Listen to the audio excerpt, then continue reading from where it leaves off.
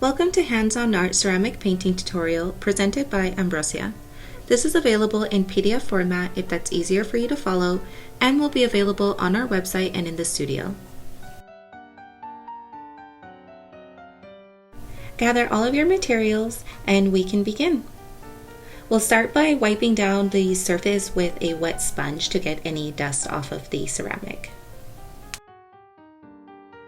Then we will trace the image onto the tissue paper with a pencil, and then I also like to cut out this image with some scissors, and we also want to grab some tape, have that handy nearby to tape down our piece before we start to trace it with our Sharpie. This is permanent, but don't be too worried about it being perfect. We'll be painting over all of this and adding a liner at the end. Once your image is traced, we can begin. You don't need a Lazy Susan, but it will make things a little bit easier, so you can go ahead and grab one in the studio if you need one. We also like to start on the back of the plate, just so that you don't mess anything up on the front when you're allowing things to dry. So go ahead and start painting the entire back of the plate green. And also keep in mind that we want to have 3 layers of every single color on this plate. Then you can go ahead and flip that over to the front side and go ahead and add the green to the outer edges of all of these designs. And then also another thing to keep in mind is these paints do layer on top of each other.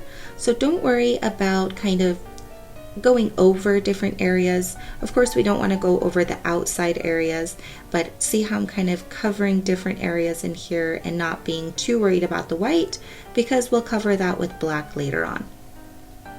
Now we can go in with our gray and fill in that inner face of the snake.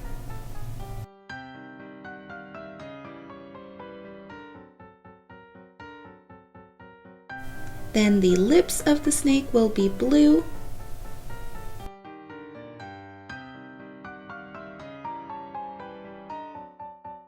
And then those gums will be a nice pink color.